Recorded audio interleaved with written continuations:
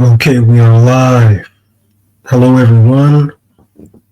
Be sure you like this video, comment, subscribe. Um, Happy Aries season to all the Aries. What I'm about to get into, this man is an Aries himself. Okay. Um, we're going to get into something, and we're going to talk about why the Marvin Gaye biopic is having a hard time coming out. And I was kind of reluctant to do this video because I might rub some Marvin Gaye fans the wrong way. But some stuff has to be said and some stuff has to be pretty much made sense as to why it's not coming out. Um,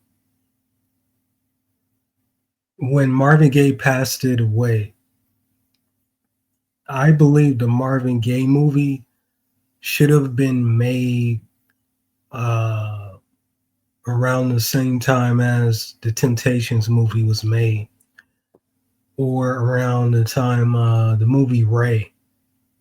That's when the Marvin Gaye movie should have really been uh, made, because that was a time where biopics were really um, it biopics meant something, and it wasn't so politically correct. Like when Ray Charles showed how he went through with abuse and stuff like that, injecting stuff into his arm. I can't say, um, that's when it should have been made. But let's get into it, because I don't want to hold you guys. Now, I want you guys to I want you guys to take this ride with me, and I'm going to try to go through as much as possible. I put a time stamp in there so you guys can go straight to the conversation. And let me know your thoughts after this, okay? Let's go. Let's start at since we got the picture here, let's start at Marvin Gaye's childhood. Marvin Gaye um, was born into a Pentecostal faith household, and it was very strict. It was very it was God, it was worship. But then there was a darker side to all of this. At home, away from the church, his childhood, Marvin Gaye was abused as a child. His father was, pretty much a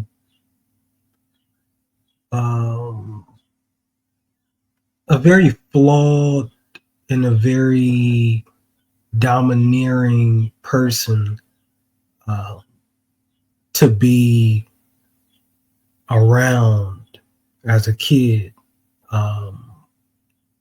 Disciplinarian, and Marvin Gaye described him as, it was sort of being under a king's rulership. And within that household, there was stuff that went on that contradicted stuff that was related to the faith and stuff of that nature.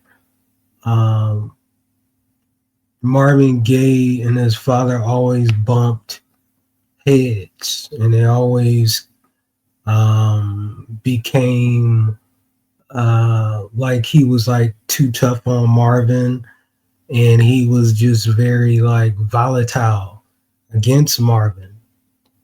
And Marvin seen this, and Marvin loved his father, but he also kind of like hated his father at the same time, and it would get messy.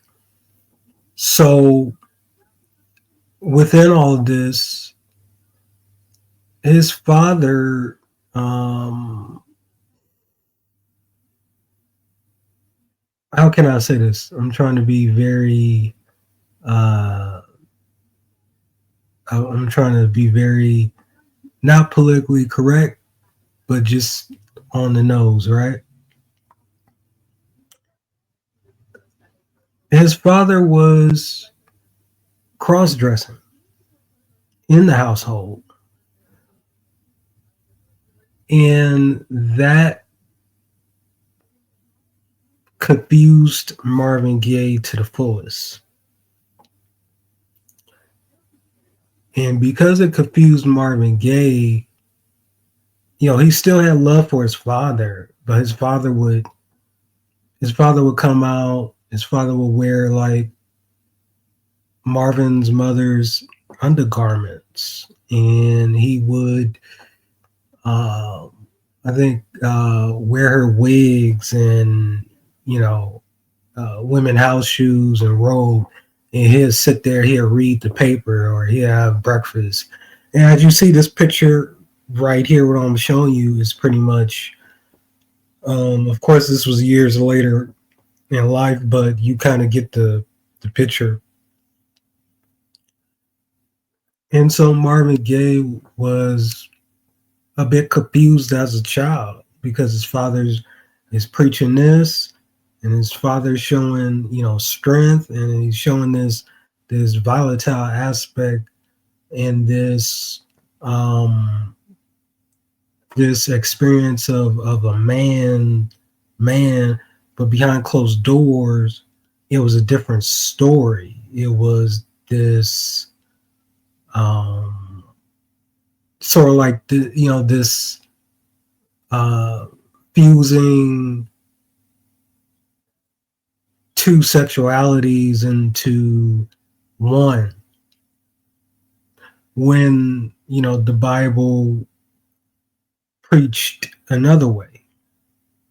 So Marvin Gaye, at the same time, he still loves his father, and people would pick on his father, and Marvin Gaye would pretty much start fights, right?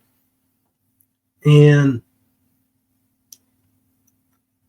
sometimes he would start the fights, but he wouldn't finish it. He would run off, or he would try to. He was like, I would have cut their throats. I would have did this, but I didn't have it in me. I felt like a woman. Like like my father. So his father had felt this femininity, and Marvin had this femininity at a young age.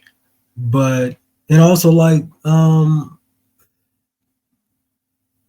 you know people would pick on Marvin Gaye because of his last name was Gay. So they were like, "Oh, Marvin's gay," and that will really piss him off.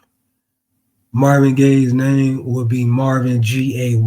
He put the E at the end of it to ease in the blow of being made fun of. You know, that was later in life. Um, so also, I kind of want to go back to Marvin's childhood. So, you know, Marvin Gaye's this is still in Marvin Gaye's childhood. This is still his father's aspect. So his father's his uncles. He didn't have. I don't think he had any aunts. He had uncles on his father's side. So all his uncles were gay. They were, how they say it back then, homosexuals, right? And you know, uh, when they asked Marvin Gaye's mother, was Marvin Gaye's father like gay of any sort? The mother pretty much said, she wasn't sure, but but Marvin Gaye's father loved to wear, he loved soft clothing. He loved to wear her underwear, um, panties. Uh, he, paraded around in that, put on music and, parade around the household with that, Marvin Gaye and all this. So she wasn't 100% sure, um, and she would never know. Marvin Gaye, same case. Marvin Gaye didn't know if his father was gay or not. He wouldn't even wanted to know. And also, Marvin Gaye was essayed. I can't say the word. Marvin Gaye was essayed, violated by one of his uncles, actually, at the age of 17. So there's that for you, right? So you can imagine, Marvin Gaye's whole life. He loving his father and all this and all that, and then something brutal of that nature happens. Marvin Gaye begins to kind of like take on a different thing. And so, eventually he ran away from home.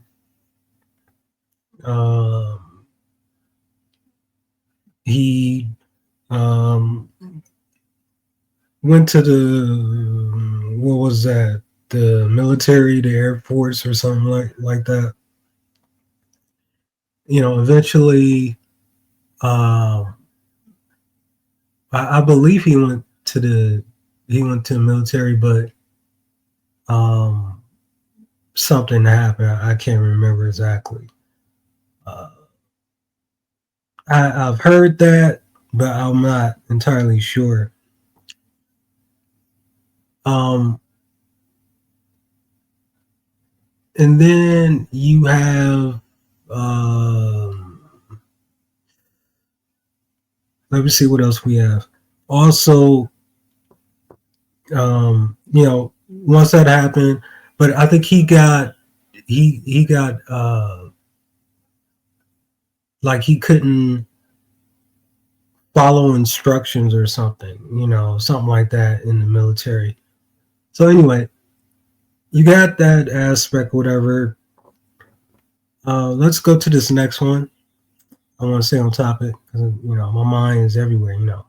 I'm a Virgo, so.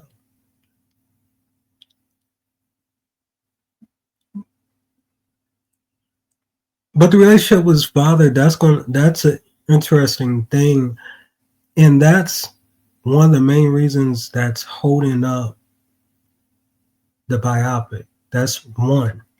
Let's go to the next one.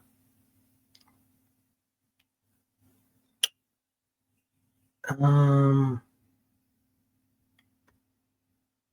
his relationship with Berry Gordy. So his relationship with Berry Gordy was very interesting because he pretty much got bought to Motown by Harvey Fuqua, who was who had a group. Marvin was in it called I think it was called the Moonglows. I think it was Harvey and the Moonglows or something like that. So they were in that, brought him to Motown. Marvin was the janitor, right? And then eventually, he would like run, get the coffee, whatever, janitor. And then he became a session drummer. So he's playing drums on all these uh, Motown songs. And then, of course, he strikes up a relationship with Anna Gordy. But before I get into the Anna Gordy thing, the Marvin Gaye, well, I mean, I might as well just put it all together because it's all going to come in. So the Berry Gordy aspect, Marvin Gaye was young. He meets Anna Gordy, Berry Gordy's sister, and they took a liking. And Marvin was young, so he's feeling his oats and all that. And then eventually, um, Anna Gordy, Marvin, and Marvin, they get married. They become a couple. But within this, troubles arise, right? So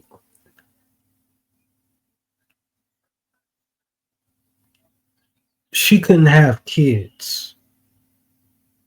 So there was a point where they was trying to have kids, or they was like thinking of adopting, or they were just pretty much trying to see get their options or whatever.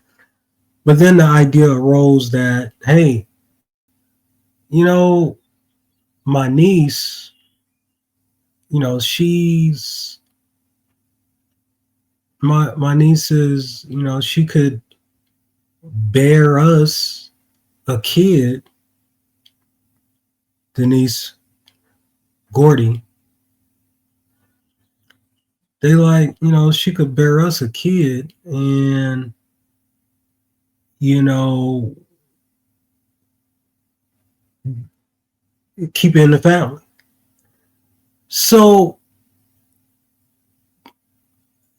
the unfortunate thing is that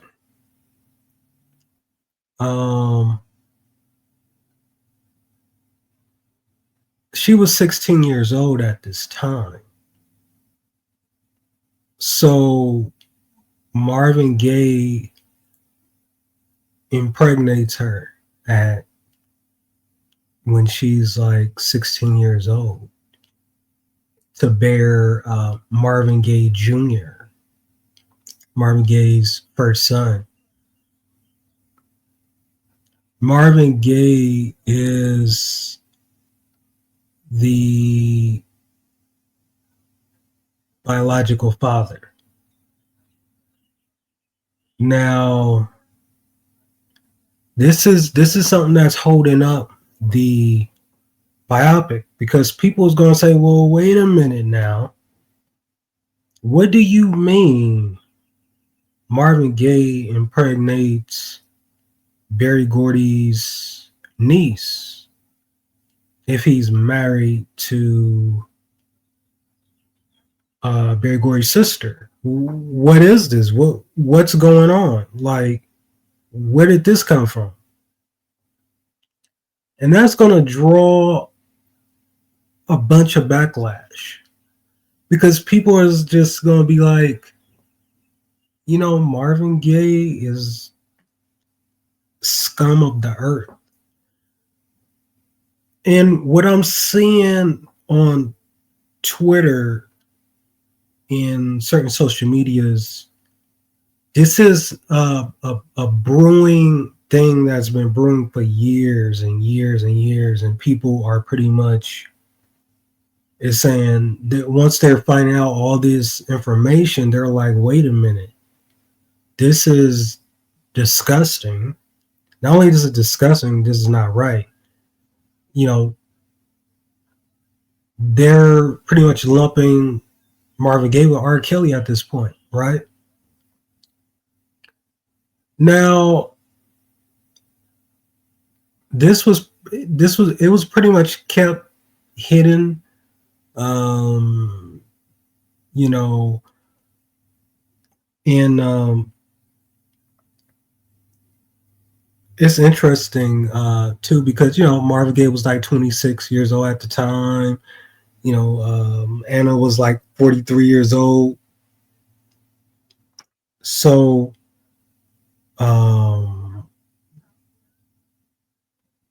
that was the unfortunate thing. But they ended up adopting Marvin Gaye Jr. It is after all Marvin Gaye's son, Marvin Gaye's son. So he's like, hey, I'm gonna adopt my son from this, Barry's 16-year-old niece, and he's gonna become Marvin Gaye Jr. So that's what that's where they're looking at. They're looking at the options because now they're like, it's getting a little rough. How to piece Marvin Gaye's biopic together is kind of rough because everything is so politically correct. You put that out, people are like, wait a minute, wait a minute. And then with the power of social media, the power of YouTube, the power of all these platforms, people is just going to be like, hey, we got the truth. That biopic is a fluke. It's kind of like what they're doing with Straight Outta Compton. Straight Outta Compton biopic came out, what was that? 10 years ago, 15 years ago, or maybe like 10, 8 years ago. And now they're like, hey, that wasn't right. This is the real story here. And they're nitpicking at it. So this is going to happen to the Marvin Gaye biopic. Also, Marvin Gaye always had like issues with Berry Gordy. Berry Gordy was kind of like, a brother to Marvin Gaye, but they always bumped heads. Berry would hold Marvin up to a certain standard, and Berry would hold Marvin up to a certain standard. Marvin would rebel against that and kind of like have this showdown thing, kind of like what he couldn't do with his father.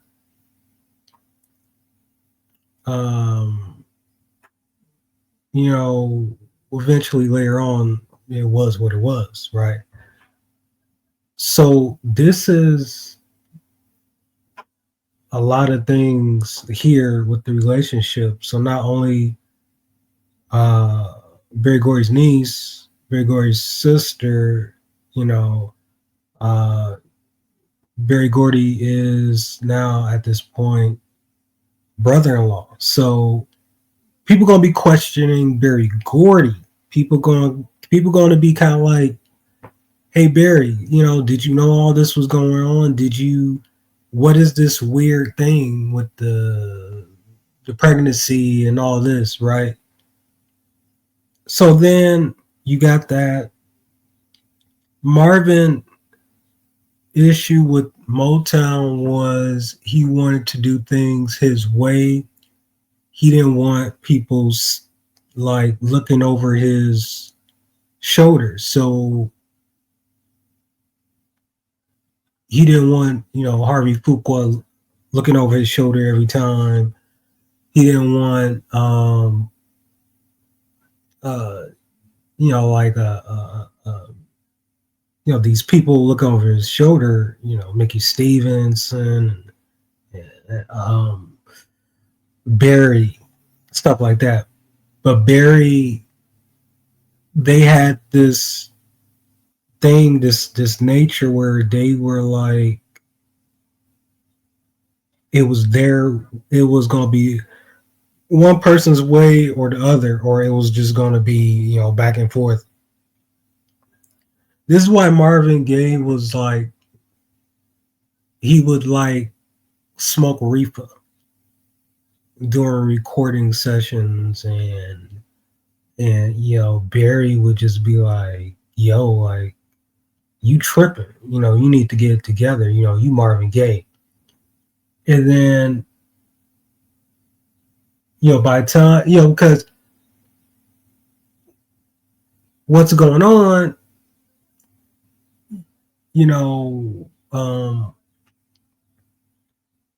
Marvin was like trying to get total support over that.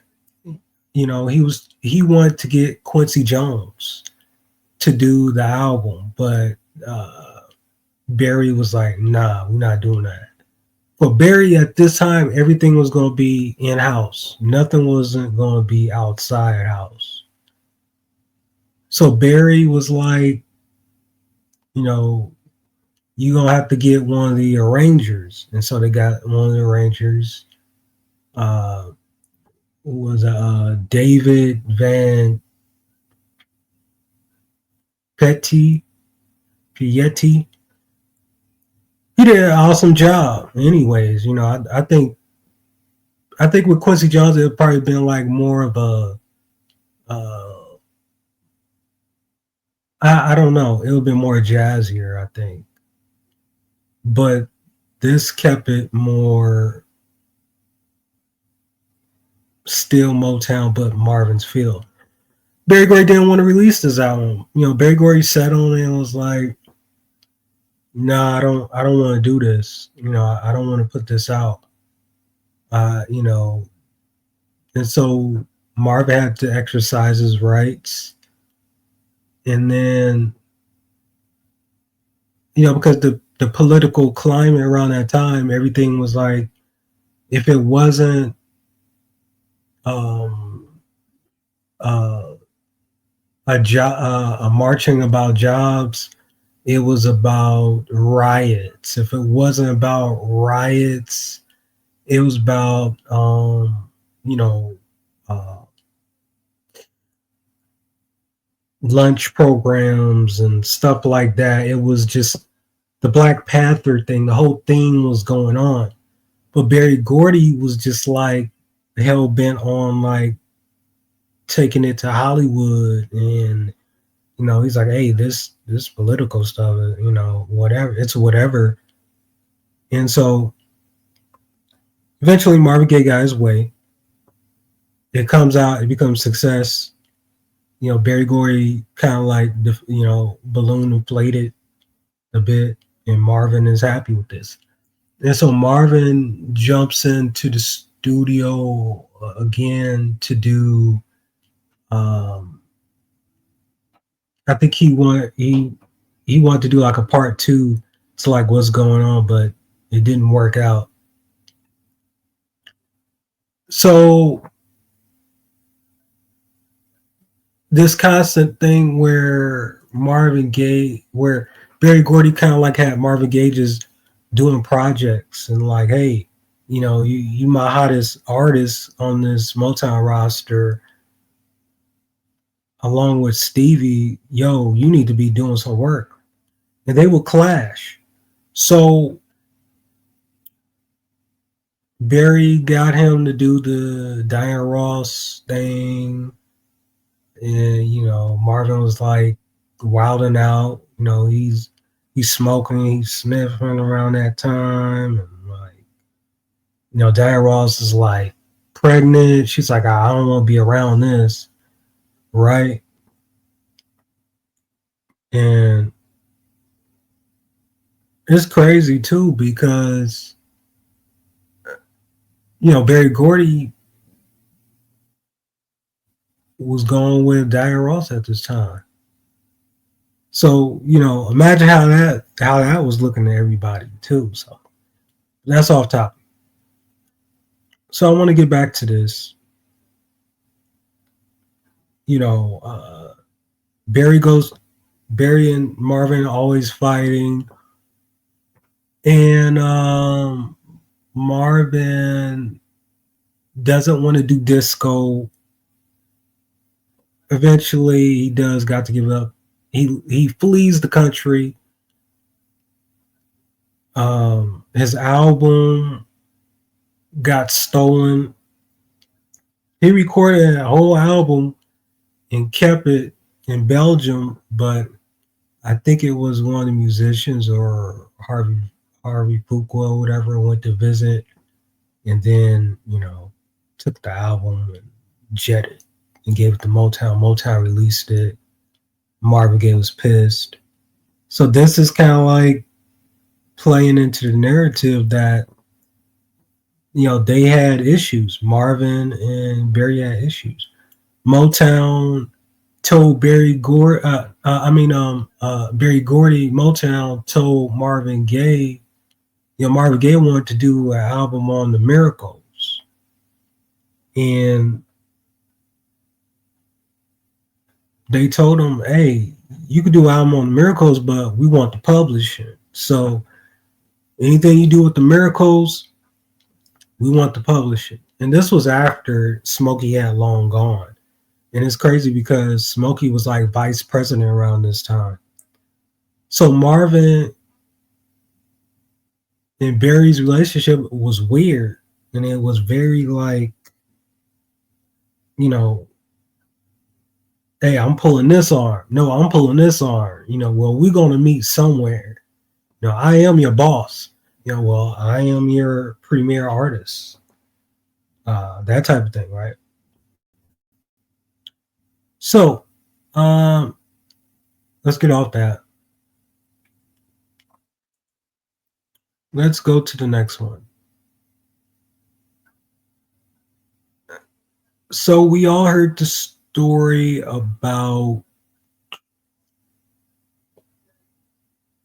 what's going on, and Let's Get It On is another story. So we got the weird stuff about Marvin impregnating a 16-year-old, and this pretty much is all this is in the Gordy dynamic. So then he's recording, and then he meets, he has an affair. Marvin has an affair, meet Janice Gaye. Janice Gaye is in the studio. She's coming around. He's recording Let's Get It On. And eventually she inspires his work. The problem is she's 17 years old. Right? So we're still kind of like in the underage factor. And there's a book out on this. So she meets Marvin Gaye, hit it off. She's 17. He writes a song about her called Janice. He performs it, impregnates her, so on and so forth. So we got that.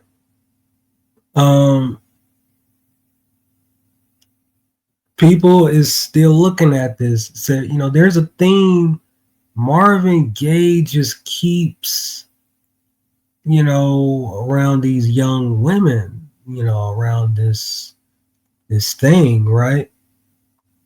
And people's looking at this, and people's like, something is not right. This guy was like R. Kelly before R. Kelly. This is what people are saying. And I think this is reason why it's impossible for the biopic to come out. Because you have to deal with that. You have to deal with trying to fit in a great narrative, because you can't just swing out and be like, well, she was 17 Marvin was like, I think Marvin was like, what was he? He was, Marvin was like, what, 30 years old, 28, I think, when he met her, when they first met.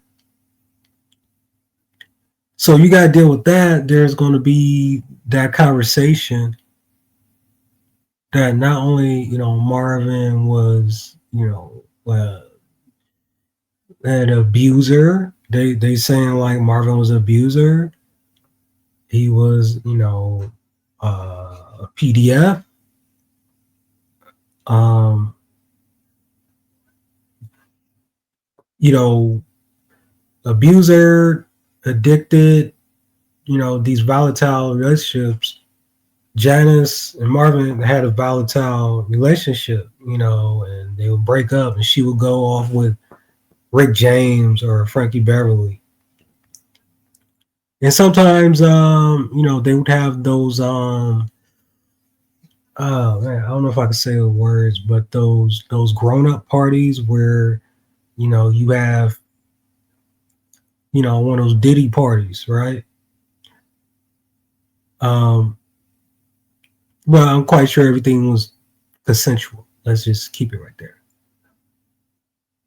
So you have to deal with, so the writers have to deal with that aspect.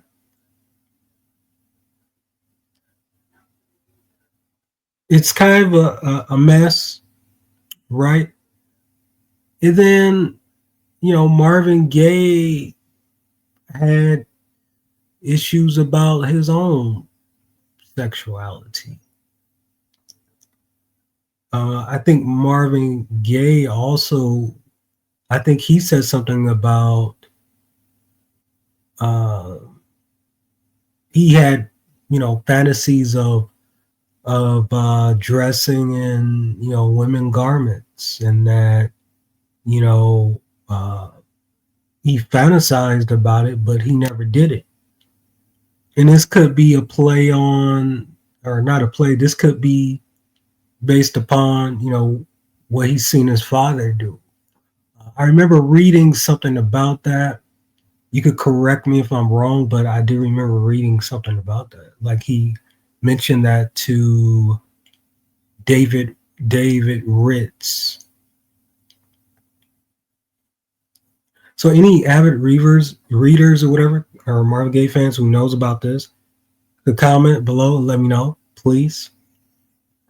Um, so you dealing with that Marvin Gaye sexuality he was mostly perceived as the ladies' man of uh, black music.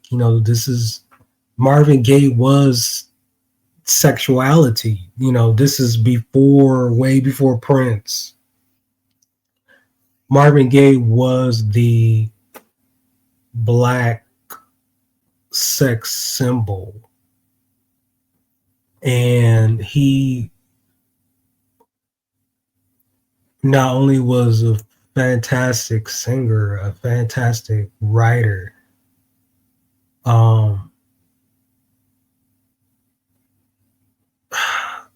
it's unfortunate that things happened to him. And, so anyway, back to it. You have to deal with his sexuality. He got SA'd at 17 years old. God knows what else.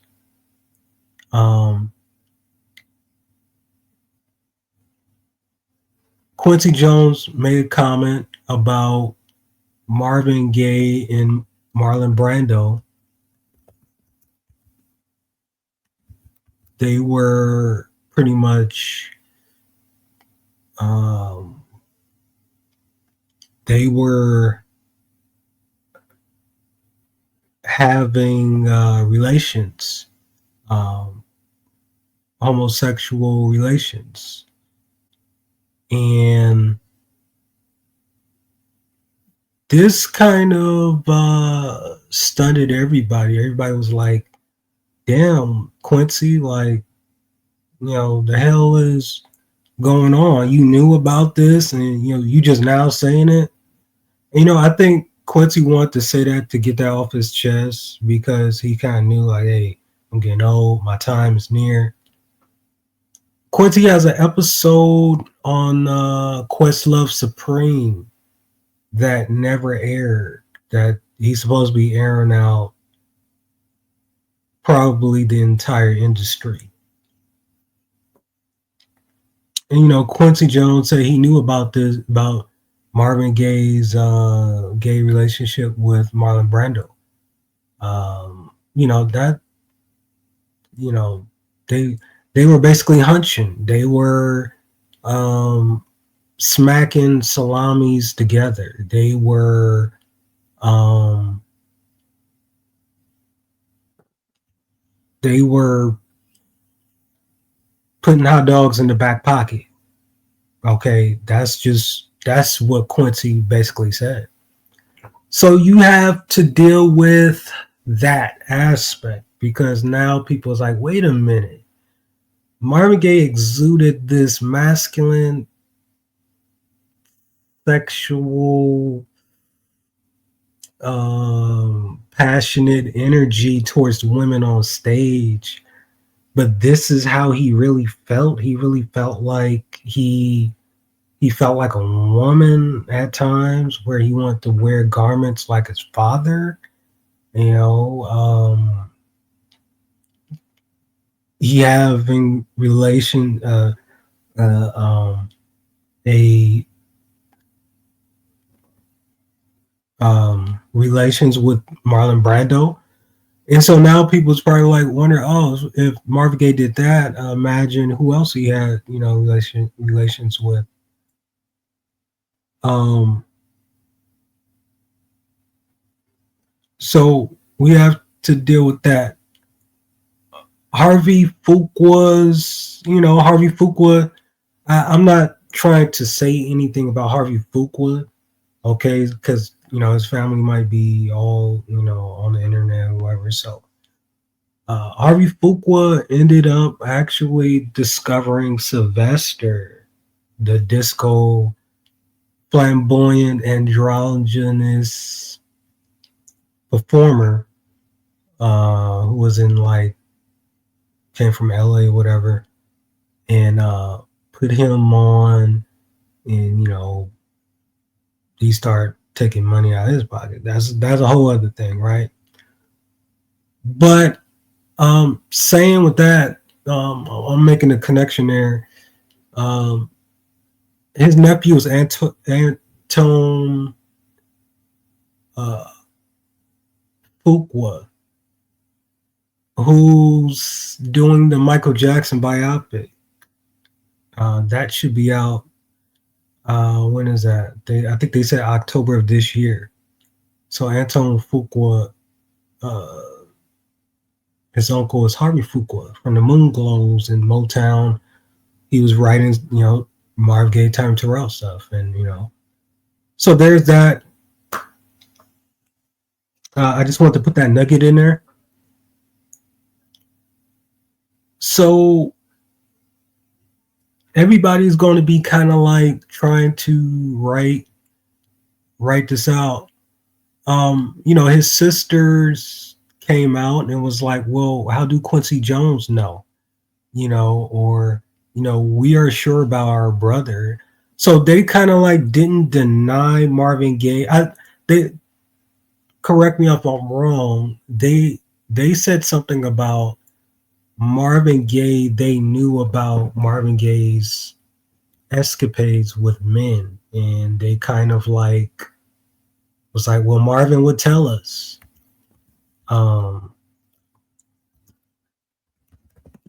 So they called uh, Quincy Jones wicked and vindictive. So you have to deal with that aspect. How they're gonna write that out? Um, See, Fierce Jones, while they neither confirm or deny the legitimacy speaking on matters. Let me see, I'm reading this. I don't know how to reach Quincy, but I thought he was out of line. She says, I was totally taken aback when I first read it, but I said, I'm not going to make a fuss about it. That's just him being him. I guess I don't know him. She continued, but when I saw it on TMZ, that I saw on Wendy Williams show, it hurt because it really out there. So I wrote comment on Quincy Facebook, and I basically said, "How you speak ill of the dead? They're not here to defend themselves. How do you know? Were you there? What gives you the right to say what happened if it weren't there?" Ziola believes Jones would be better off spilling tea on his own sexual exploits rather than, uh, I'm going to ask God to deal with you. Okay, all right. So I'll kind of skip it through it. Yeah. Okay. Yeah. So what I said about earlier about Marvin Gaye's, he felt like a woman. I was right. Um, okay. So here's the expert that I'm going to read, and this is a long video. Okay, so it says Marvin told me in Europe 1982 during a discussion of sexual healing likes to wear women's clothing. As you well know, that doesn't mean he's homosexual. In fact, my father was always known as a ladies' man. He simply likes to dress up. What he does in private, I really don't know, nor do I care to know. Ma'am, at a time he's relatively cold about it. There have been other periods when his hair was very long, curled under, and when he seemed quite adamant in showing the world the girlish side of him, that may have been to further embarrass me. I find the situation all the time difficult because, to tell you the truth, I have the same fascination with women's clothes. In my case, that has nothing to do with any attraction for men sexually.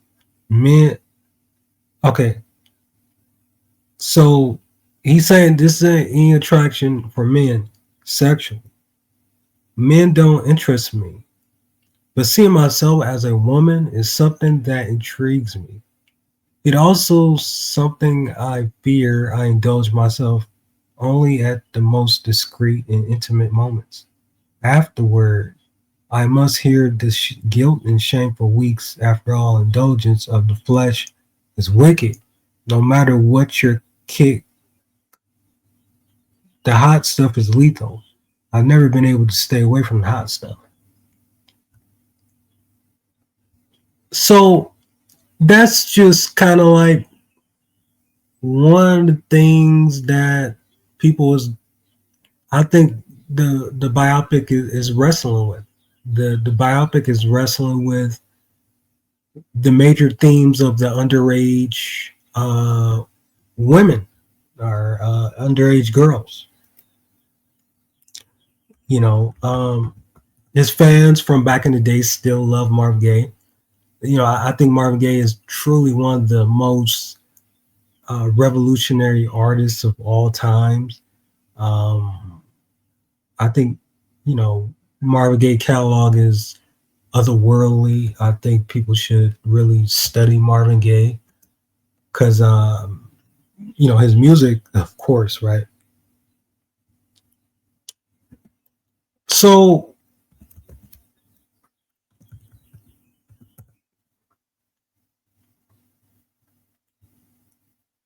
people got to really,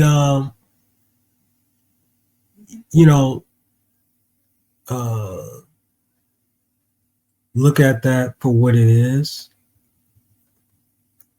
And I don't know if it's really going to come out, right? Because, then you got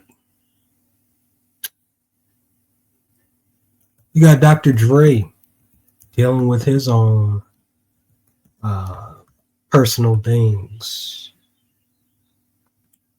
allegations of abuse, allegations of, same stuff a little bit. Um, but I don't know. I really don't know how this is going to be. I don't know how they're going to push through this. So I think that's why it's taken them so long, and that's why I think they really don't want to do it. I think if anything, they would rather do like a 3-part, 4-part series. I think they would rather do that, like do a documentary. Because a documentary might be a little, I don't know. It might be a little easier to digest than a movie. A movie is worldwide. A documentary is kind of like a relative short-lived thing. It's kind of like the Tupac documentary came and went, but we all remember it, right? And I truly believe that's what's holding it up, because people are just trying to see, like, hey, Marvin Gaye did this, Marvin Gaye did that. How are we gonna how are we gonna turn a blind eye to this?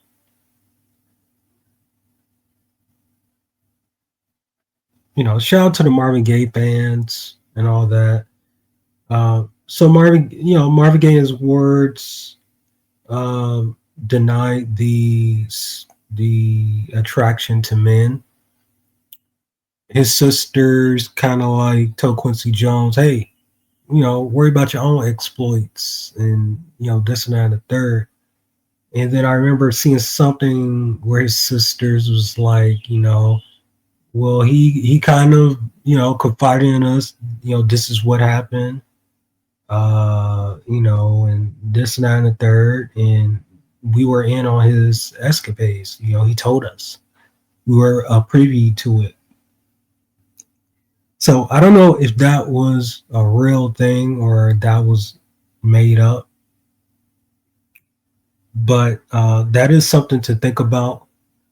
I didn't want this video to be over 50 minutes, but I kind of like, it's a lot of information, a lot of talking. So I would like to say, don't forget to like, comment, subscribe. It's DJ Gary. I'm out. Let me know what's your favorite Marvin Gaye song. For me, I'm really digging well,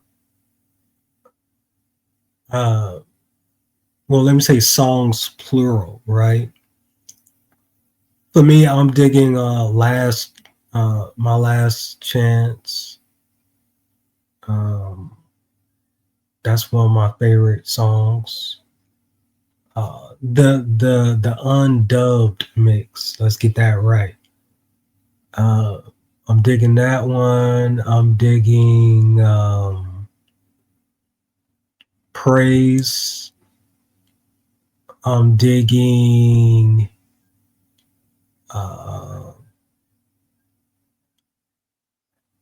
Since I Had You, To Keep You Satisfied.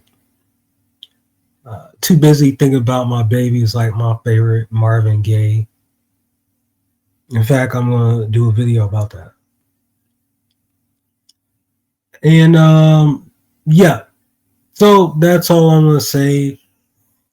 And I'm gonna end it right there. Y'all let me know what y'all think as to why this is holding it up. I appreciate you guys. All right, like, comment, subscribe. I'm out.